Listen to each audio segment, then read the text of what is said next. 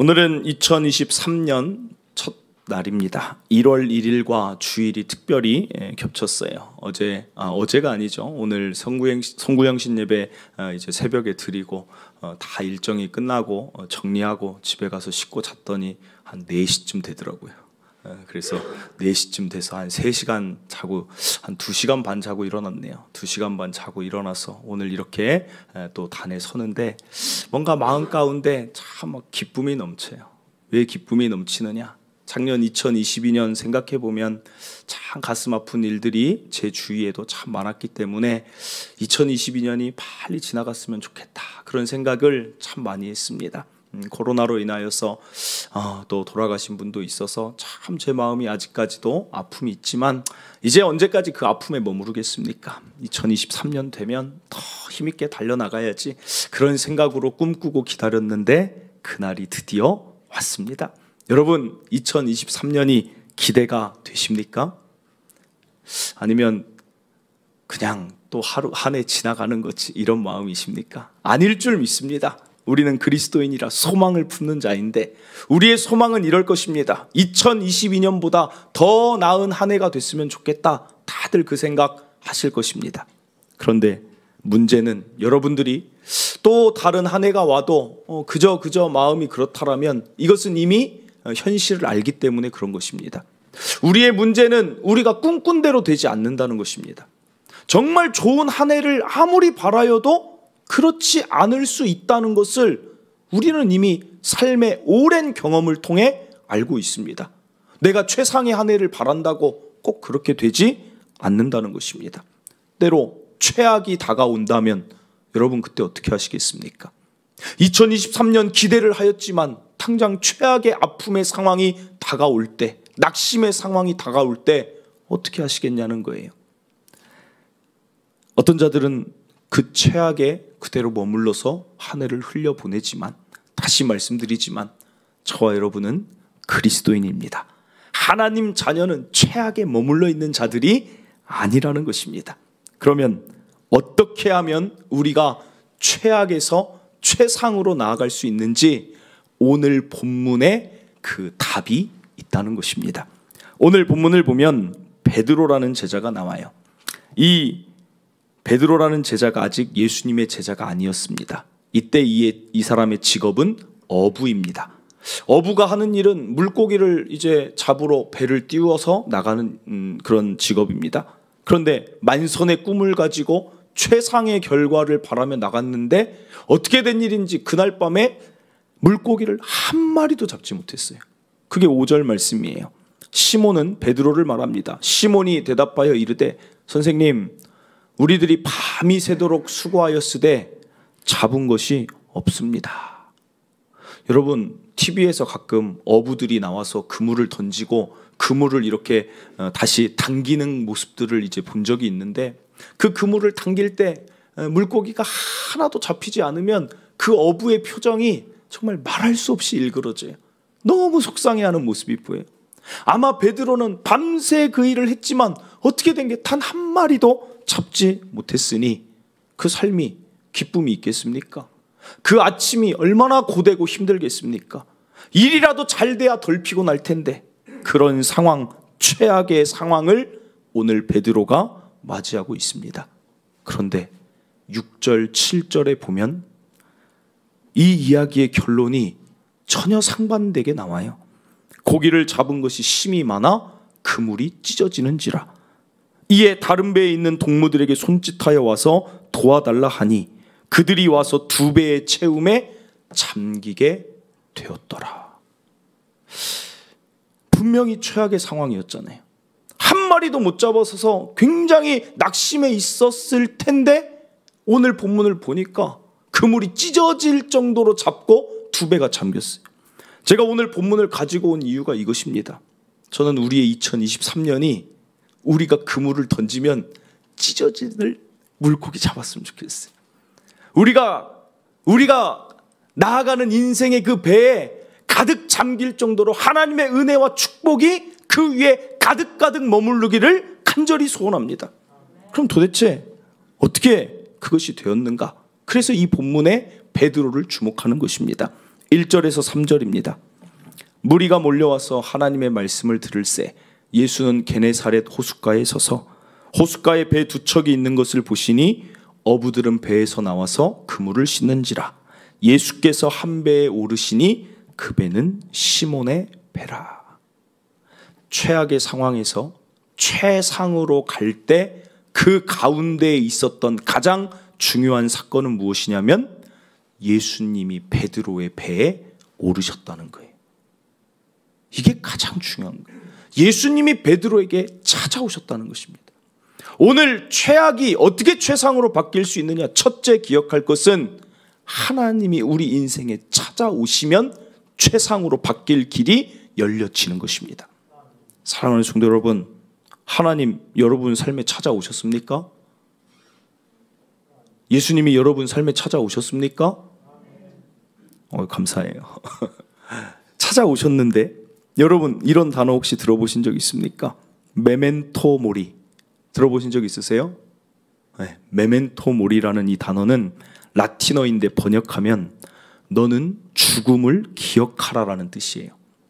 우리나라에서 이 단어를 즐겨 사용하고 사람들에게 강조했던 분이 있는데 그분이 누구냐면 초대 문화부 장관을 역임하고 책과 시를 쓴 고 이어령 교수님입니다. 그분이 자신이 어렸을 때 이야기를 책에 적어놨어요. 6살 때 이야기입니다. 동네 친구들과 이어령 교수님이 막 놀다가 이제 각자 노는 게 막 찢어졌어요. 어떤 친구들은 모여서 땅 따먹기, 땅을 그어서 막 돌로 치면서 땅 따먹기를 합니다. 어떤 친구들은 술래잡기를 막 하면서 놀고 있어요.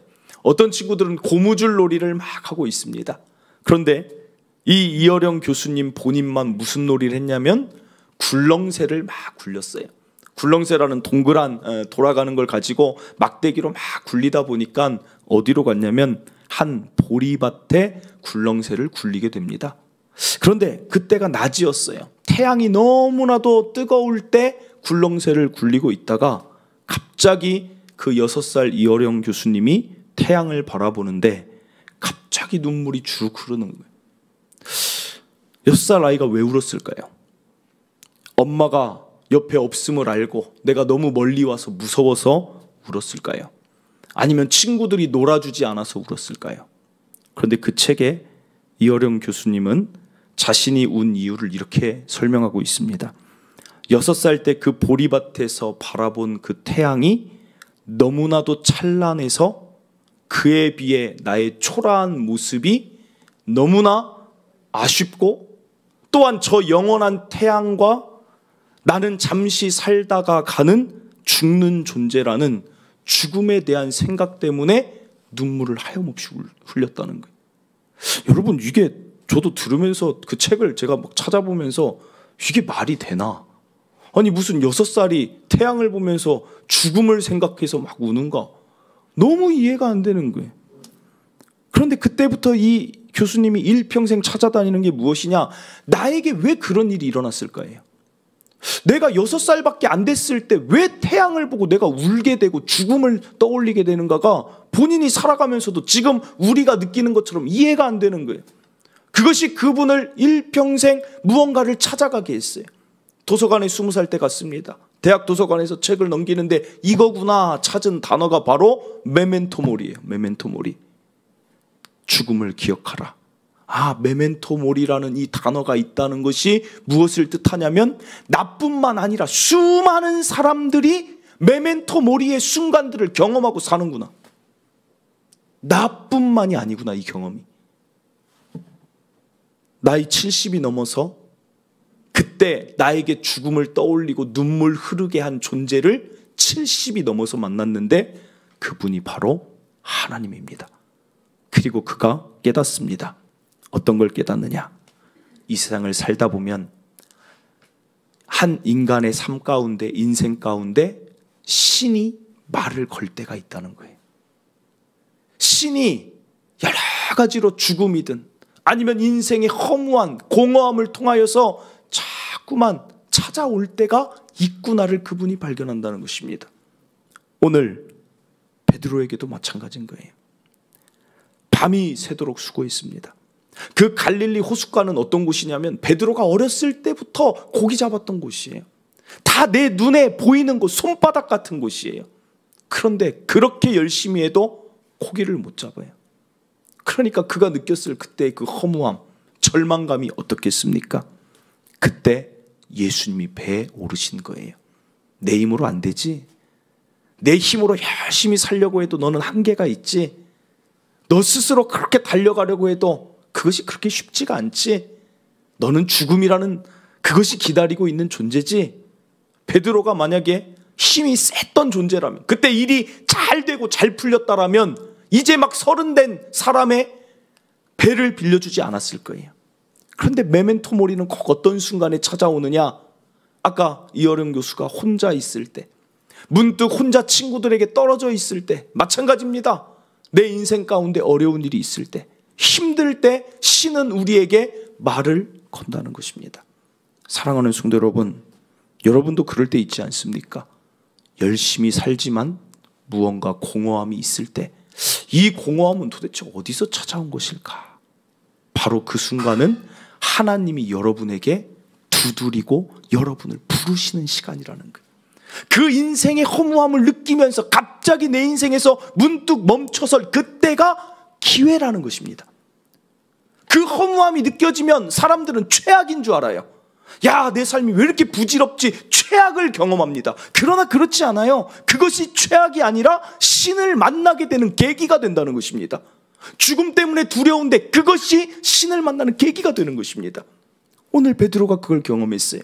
그리고 이때 어떤 일을 베드로가 하느냐? 우리가 이제부터 닮아갈 모습이 무엇이냐? 바로 3절 4절입니다. 예수께서 한 배에 오르시니 그 배는 시몬의 배라. 육지에서 조금 떼기를 청하시고 앉으사 배에서 무리를 가르치시더니 말씀을 마치시고 시몬에게 이르시되 깊은 데로 가서 그물을 내려 고기를 잡으라. 여러분 3절 4절을 보면 무엇을 알 수 있습니까? 베드로가 그 자리에 앉아서 말씀을 듣고 있어요. 하나님이 사람에게 찾아오시는 것은 하나님이 하실 일이고, 사람인 우리가 해야 될 일이 있는데 그것은 바로 듣는 일이에요. 듣는 일. 하나님은 인간을 찾아오는 이유가 무언가를 메시지를 던지고 싶으신 거예요. 너의 존재에 대한 메시지, 너의 죽음, 방향에 대한 메시지, 너의 목적에 대한 메시지를 하나님은 늘 전달하고 싶어서 메멘토 모리의 순간을 주시는 거예요. 오늘 저와 여러분이 이 자리에 나와 있다는 것은 바로 그 순간들인 것입니다. 저와 여러분에게 중요한 것은 최상의 삶으로 나아가기 위해 기억할 둘째는 들어야 돼요. 하나님 말씀을 도대체 왜 들어야 되냐? 교회 다니는 게 왜 중요하냐? 그 이유는 바로 말씀이 가진 힘 때문에 그렇습니다. 어제 송구영신 예배 때 말씀 카드를 뽑았어요. 오늘 어제 송구영신 예배 오시지 않은 분은 이제 예배 끝나고 준비해 둘 테니까 이 말씀을 카드를 이렇게 뽑아 가셨으면 좋겠어요. 많이 준비해 놨습니다. 어제 송구영신 예배 그 말씀 카드를 뽑는데 사람들이 어떻게 뽑는 줄 아세요? 제가 좀 깜짝 놀란 게, 그걸 그냥 이렇게 말씀 카드, 하나님 말씀이니까 다 좋잖아요. 그냥 이렇게 뽑으면 되는데 다 이렇게 뽑아요. 막 섞더니 막 뭐 제비 뽑기 하는 것처럼. 그래서 왜 그렇게 뽑으세요? 하나님 말씀 다 좋은 말씀인데 그래도 한 말씀 더 힘을 내라고 뽑는 건데 그냥 뽑으세요. 저한테 전도사님이 이제 앞쪽으로 가져왔어요. 저도 그러고 있어요. 막, 좋은 말씀. 어제 그 말씀 저한테는 하나님이 이 말씀 주셨어요. 내가 물 가운데로 지날 때에 내가 너와 함께 할 것이라. 강을 건널 때에 물이 너를 침몰하지 못할 것이며 내가 불 가운데로 지날 때에 타지도 아니할 것이요 불꽃이 너를 사르지도 못하리니. 이 말씀을 딱 봤는데 성도들이 왜 그렇게 뽑았는지 알겠어요. 막 집에 가서도 이것도 다시 읽어보면서 하나님 말씀 다 좋은데 이 말씀, 하나님의 말씀의 위력은 무엇이냐면 어떤 책을 보건 뮤지컬을 보건 영화를 보든 현자를 만나서 상담을 하든 말씀이 나에게 주는 그 위로를, 그 능력을 그것들이 이겨나가지 못한다는 것입니다. 말씀은 정말 짧은데 그 말씀이 우리를 얼마나 일어나게 하는지를 모른다는 거예요. 그러니까 어제 집에 갔더니 당장 하는 말이 뭐냐면, 우리 와이프도 어떤 말씀 하나님이 주셨어? 그러면서 본인에게 주신 말씀을 막 이야기하면서 막 즐거워해요. 그 이야기 나누다 4시에 잤어요. 3시에 잘 수 있었는데. 그리고 자녀들 것까지 뽑으라고 하니까 자녀들 말씀하면서 너무 눈물이 났다는 거예요. 하나님 말씀에 그 위로하심을 막 느낀 걸 얘기하는데 어떻게 바로 자겠습니까? 하나님 말씀 너무 좋다. 다 아는 말씀이지만 그때 상황에 맞는 그 말씀 너무 좋다. 베드로가 왜 예수님 따라다니는 제자가 되고 좋았을까요? 저는 이렇게 생각합니다. 베드로가 밤이 새도록 고기를 잡는데 한 마리도 못 잡았을 때, 분명히 그물을 싣고 있을 때 주변 사람들은 이렇게 말했을 거예요. 어부들은, 야, 오늘 망했다. 오늘 고기 잡는 것 이제 갈릴리 호수가 예전 같지 않은가 보다. 아, 이제 우리 어떤 방법으로 고기 잡을 수 있을까? 다음에도 또 실패하면 안 되는데. 그런 말로 가득가득 채우는데 예수님이라는 분이 나타나시더니 베드로에게 뭐라고 말씀하십니까? 깊은 곳 가서 그물 던지면 고기 있어. 어부에게 얼마나 소망적인 말씀입니까? 너 안 된다고 생각하지 마. 너 힘대로 안 될 수 있지만 가서 그물 내리면 고기 있는 거야. 그게 베드로의 마음을 일으키는 거예요. 사랑하는 성도 여러분, 왜 하나님을 믿느냐? 예수님 믿으면 구원 받습니다. 해결됐어요. 그런데 왜 우리가 교회 나오면서 늘 기도하고 말씀 들으려고 이렇게 사모하느냐? 왜 큐티를 하느냐? 왜 셀 모임을 하느냐? 이유는 여기에 있어요. 하나님의 말씀은 최악에 있는 자를 날마다 일으킨다는 것입니다. 하나님 말씀만 붙잡고 있으면 우리는 최악이 아니라 날마다 최상을 경험하며 살 수 있는 삶이라는 것입니다. 여기 있는 목사가 힘이 있는 이유, 성도들이 그렇게 보시더라고요. 우리 사모를 보면 그렇게 안쓰럽대요. 우리 사모님 더 마르셨네. 그렇게 안쓰럽다고, 그렇게 헌신하신다고. 목사님은 전혀 안쓰럽지가 않대. 왜 나는 안쓰럽지 않아요? 왜 나는 그렇게 봐요? 안쓰럽지가 않대. 목회자가 불쌍해 보이는 것도 문제 있어요. 여러분, 저를 보면 항상 떠오르는 생각이, 성도들이 많이 말하는 게 열정이라는 얘기를 해요. 열정. 목사님은 열정이 느껴져요. 열정이 느껴져요. 어디서 그 열정이 나올까요? 저는 딱 하나밖에 말할 수 없어요. 말씀이 저를 열정 있게 만듭니다. 말씀이 주저앉지 않게 만드는 거예요. 힘든 일이 있어도 말씀이 저를 위로해 주세요. 아니다, 끝이 아니다, 할 수 있다, 너 해보면 된다, 내가 너한테 능력 줄 텐데 뭐가 이렇게 힘드냐, 은과 금이 다 내 건데 뭘 걱정하느냐, 두려워하지 말라, 놀라지 말라. 그 말씀이 저를 가득가득 채우니까 제가 어떻게 가만히 있겠습니까? 사랑하는 성도 여러분, 저는 저와 여러분 이 말씀의 위력으로 살았으면 좋겠어요. 그러면 최상의 아내가 됩니다. 에스겔은 이런 말을 합니다. 에스겔 37장 2절.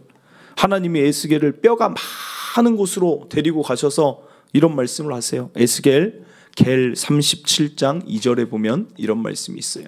나를 그 뼈 사방으로 지나가게 하시기로 본즉 그 골짜기 지면에 뼈가 심이 많고 아주 말랐더라.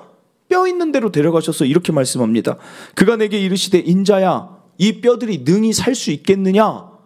너무 말도 안 되는 질문을 하세요. 그러니까 에스겔이 이렇게 말해요. 주 여호와여, 주께서 아시나이다. 이건 대답을 회피하는 것입니다. 아니, 뼈들을 보면서 저 뼈가 어떻게 살아나요? 주께서는 아시죠? 대답을 회피해요. 그때 하나님 하신 말씀, 에스겔 37장 4절입니다. 또 내게 이르시되 너는 이 모든 뼈에게 대언하여 이르기를 너희 마른 뼈들아, 여호와의 말씀을 들을지어다. 이게 핵심이에요. 들을지어다. 여호와의 말씀을 들을지어다. 그 뼈에게 선포합니다. 5절입니다.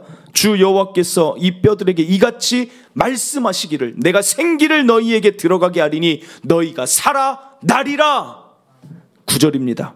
또 내게 이르시되 인자야, 너는 생기를 향하여 대언하라. 생기에게 대언하여 이르기를 주 여호와께서 이같이 말씀하시기를 생기야, 사방에서부터 와서 이 죽음당한 자에게 불어서 살아나게 하라 하셨다 하라.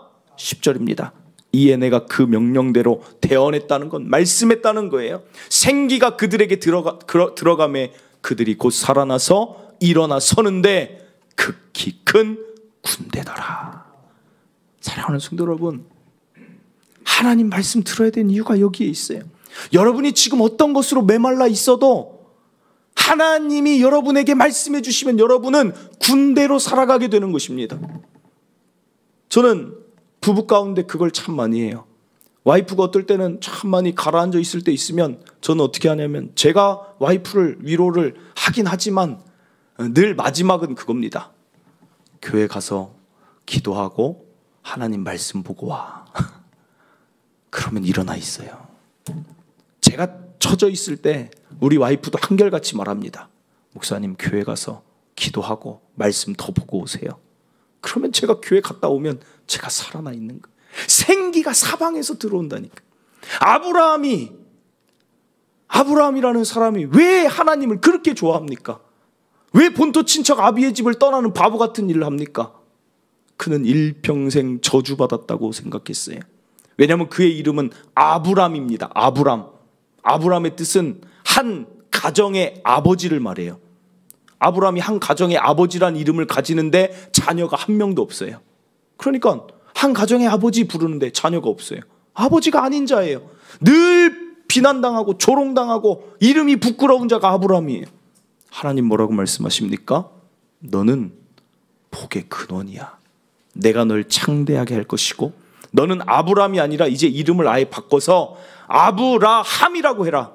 너는 가정의 아버지를 뛰어넘어 너는 열국 모든 나라의 아버지가 될 거야. 아브라함이 막 일어나는 거예요. 사랑하는 성도 여러분, 듣는 곳에 계세요. 하나님 말씀 있는 곳에 계세요. 그러면 여러분은 살아납니다. 마지막입니다. 5절 6절 베드로가 또 하나 정말 잘한 일입니다. 시몬이 대답하여 이르되 선생님 우리들이 밤이 새도록 수고하였을 때 잡은 것이 없지만은 말씀에 의지하여 내가 그물을 내리리이다. 그렇게 하니 고기를 잡은 것이 심히 많아 그물이 찢어지는지라.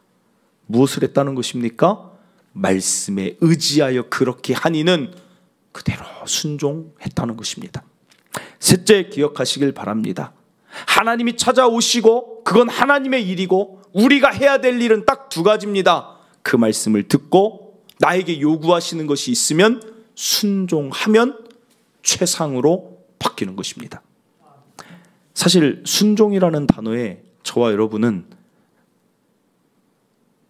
본질적으로 우리의 본성 자체가 순종이라는 단어를 싫어합니다. 왜냐하면 우리는 본질상 불순종의 자녀들이에요. 아담과 하와의 피는 순종의 피가 아닙니다. 저와 여러분의 피는 불순종의 피예요. 그러니까 순종이라는 단어를 듣기만 해도 좀 거부가 돼요. 마치 내 존재는 없고 누군가 시키는 대로 해야 되는 것 같고 강요하는 것 같아요. 그리고 어떤 사람의 말에 순종한다고 결과가 보장되지 않습니다. 그래서 순종을 싫어해요. 그러나 하나님 말씀은 순종합시다. 하나님 말씀은 저와 여러분의 존재를 부정하지 않아요. 오늘 예수님이 베드로에게 깊은 곳 가서 금을 던지라는 이것은 누구보다 베드로가 낙심의 자리에 있기를 예수님이 원하지 않습니다. 정말 베드로를 사랑해서 제시해 준 방법이에요. 갈릴리 호숫가에 정말 고기가 없었을지라도 예수님은 베드로가 고기 못 잡는 게 싫은 거예요. 내 자녀, 앞으로 내 제자가 될 자가 하나님의 풍성함 보고 싶은 거예요. 어디서 도대체 그 물고기를 끌어오셨는지 깊은 곳 가면 고기 잡을 수 있어라고 알려주시는 게 순종의 길이라는 것입니다. 사랑하는 성도 여러분, 사람에게 순종해라, 직장에서 어떻게 순종해라, 저는 그 말 못하겠습니다. 그건 여러분의 지혜와 지식으로 하세요. 그러나 하나님께는 순종합시다. 그분은 신이잖아요. 그분은 다 알고 계시잖아요. 우리가 어디로 가야 가장 좋은 길인지 그분은 다 보고 계시잖아요. 그분 앞에 순종하는 것이 우리의 삶을 당연히 최상으로 바꾼다라는 그 생각을 가지시길 바라요. 저는 순종하면 이 말씀이 늘 떠올라서 이렇게 순종합니다. 이사야 1장 19절입니다. 너희가 즐겨 순종하면 그래요. 즐거워하라는 거예요. 즐기라는 거예요. 순종을 즐기라는 거예요. 그러면 땅의 아름다운 소산을 먹게 된다. 여러분, 순종에 대한 오늘 그 이미지가 2023년도에는 완전히 바뀌었으면 좋겠어요. 하나님 말씀 괴롭다, 무겁다, 내 본성하고 맞지 않다, 내 시간과 맞지 않다가 아니라 하나님 말씀 즐겁게 순종하면 물고기가 가득하고 헛수고하지 않고 땅의 아름다운 소산을 먹게 된다. 이것이 진리입니다. 진리. 우리 찬양팀 이름이 오이노스 찬양팀이에요. 오이노스가 무슨 뜻이냐면 물이 변하여 포도주가 된 것을 말해요. 그 능력을 말해요. 그리고 그때 얻어지는 그 기쁨을 말해요. 그런데 포도주가 다 떨어진 상황에서 포도주가 다시 생겨나고 최상의 포도주가 생겨나니까 잔치에 사람들이 막 기뻐합니다. 순종은 늘 기쁨을 가져와요. 놀라운 결과를 가져옵니다. 그런데 이걸 하나 기억하셔야 돼요. 그들은 포도주가 생겨서 기뻐했어요. 그 잔치에 있는 사람들은. 그런데 진짜 기쁨은 누가 누리냐면 순종한 하인들만 누리는 거예요. 그들은 포도주의 기쁨을 누리지만 예수님 말씀에 물을 연회장에게 갖다 줘라, 물이 변하여 포도주가 될 것이다 라고 순종해서 그걸 맛본 자들은 누구를 경험하냐면 포도주를 경험하고 기쁜 게 아니라 진짜 신 하나님 예수님을 발견하고 기뻐하는 것입니다. 저와 여러분이 순종해야 될 이유는 당장 눈앞에 있는 땅의 소산 때문이 아니에요. 야, 나와 함께 하신 하나님 때문에 기뻐지는 거예요. 순종하면 할수록 하나님이 나를 정말 사랑하시는구나. 순종하면 할수록 하나님 정말 나를 이렇게 아끼시는구나. 나에게 이런 좋은 삶을 주시길 원하는 분이 내 아버지구나를 순종하는 자만 누리는 기쁨이라는 것입니다. 땅의 소산도 얻지만 베드로는 이 그물과 고기를 잡고 그 고기와 그물 가지고 집에 돌아가지 않았어요. 누구를 따라갑니까? 예수님 따라가는 거예요. 이게 순종의 진짜 포인트라는 거예요.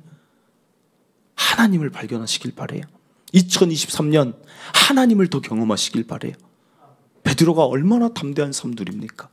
저는 우리의 삶이 그런 최상으로, 하나님을 경험하는 최상으로 나아가는 순종하는 자 되기를 바랍니다. 말씀을 맺습니다. 오늘 세 가지 살펴봤어요. 저는 저와 여러분의 2023년이 최상이길 바래요. 하나님 찾아오시면 됩니다. 그리고 우리가 할 일 더 듣는 자리에 있으시고 나아가 그분의 말씀에 요구에 순종하다 보면 땅의 소산은 보너스입니다. 보너스. 그건 그냥 얻어지는 것이고 하나님을 얻게 될 줄 믿습니다. 우리 이 시간 이 말씀 기억하면서 이 찬양 함께 부르고 또 기도하며 나아가도록 하겠습니다. 전능하신 나의 주 하나님은 베드로의 그런 일들의 가사를 담은 찬양입니다. 함께 부르며 또 말씀을 기억하시길 바랍니다.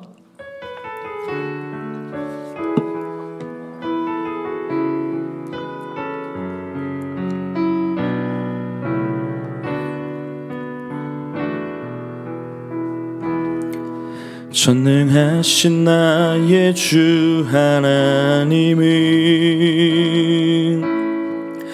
능치 못하실 일 전혀 없네. 우리의 모든 간구도 우리의 모든 생각도 우리의 모든 꿈과 모든 소망도 신실하신 나의 주 하나님은 우리의 모든 괴로움 바꿀 수 있네. 불가능한 일 행하시고 죽은 자를 일으키시니 그를 이길 자 아무도 없네. 주의 말씀 의지하여 깊은 곳에 그물 던져 오늘 그가 놀라운 일을 이루시는 것 보라. 주의 말씀 의지하여 믿음으로 그물 던져 믿는 자에게 능치 못함 없네. 우리 처음부터 다시 한번 고백합니다. 전능하신 나의 주 하나님은 능치 못하실 일 전혀 없네. 우리의 모든 간구도 우리의 모든 생각도 우리의 모든 꿈과 모든 소망도 신실하신 나의 주 하나님은 우리의 모든 괴로움 바꿀 수 있네. 불가능한 일 행하시고 죽은 자를 일으키시니 그를 이길 자 아무도 없네. 주의 말씀 의지하여 깊은 곳에 금을 던져 오늘 그가 놀라운 일을 이루시는 것 보라. 주의 말씀 의지하여 믿음으로 금을 던져 믿는 자에게 능치 못함 없네. 주의 말씀 의지 깊은 곳에 금을 던져 오늘 그가 놀라운 일을 이루시는 것 보라. 주의 말씀 의지하여 믿음으로 금을 던져 믿는 자에게 능치 못함 없네. 아멘. 사랑하는 성도 여러분, 오늘 우리가 이 자리에 있다는 것은 하나님이 우리 인생의 배에 찾아오셨음을 의미합니다. 하나님이 왜 저와 여러분 이 자리에 부르셨습니까? 이유는 딱 하나예요. 구원받고 영생 얻는 최상의 삶, 그리고 이 땅에서도 하나님 자녀로 최상의 삶, 축복의 삶, 정말 아름다운 삶을 누리라고 여러분을 불러주셨습니다. 하나님 말씀하십니다. 내 힘으로 혼자 안 되지. 너 혼자 살아가려니 참 허무할 때 많지. 이제는 나와 함께 내 말씀 듣고 최상의 삶 같이 살아가지 않으렴? 이것이 저와 여러분을 이 자리에 부르신 이유입니다. 다른 거 없습니다. 들으시면 됩니다. 하나님 말씀하신 거 듣고 다른 것 없습니다. 그리스도인의 삶은 단순하면 돼요. 듣고 그렇구나 따라가면 됩니다. 오늘 저와 여러분 최악의 상황이 와도 똑같은 방법입니다. 더욱더 듣고 더욱더 내 삶의 불순종의 영역을 내려놓고 순종하다 보면 어느새 내 배에 물고기가 가득하여 잠기게 되고 땅의 아름다운 소산뿐 아니라 하나님을 경험케 되는 그런 삶이 될 줄 믿습니다. 우리 시간 말씀 기억하며 하나님 한번 들으며 살겠습니다. 은혜의 자리 놓치지 않겠습니다. 하나님 저에게 원하시는 순종 말씀하시면 따르겠습니다. 이 기도가 여러분을 가장 아름다운 삶으로 이끌 줄 믿습니다. 우리 시간 주여 한번 외치고 기도하고 또 제가 기도하고 마치도록 하겠습니다. 기도합니다. 주여 하나님 아버지 감사를 드립니다. 아버지의 은혜와 사랑 가운데 오늘도 하나님 2023년을 맞이하는 우리 성도들 가운데 또 아름다운 말씀을 주시니 하나님 감사를 드립니다.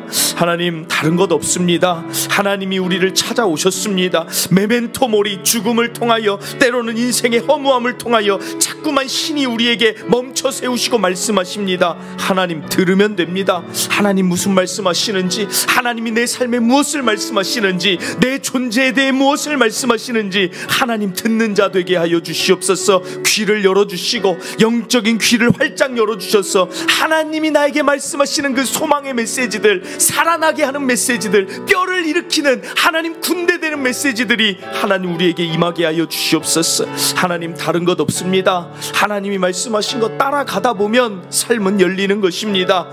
복잡하지 않게 하시고 단순하게 하시고 내 삶의 순종의 영역, 하나님께는 내가 순종하리라. 하나님 달려가는 모든 성도들 되게 하여 주시옵소서. 아버지 일하여 주시옵소서. 감사합니다. 주 하나님 감사합니다.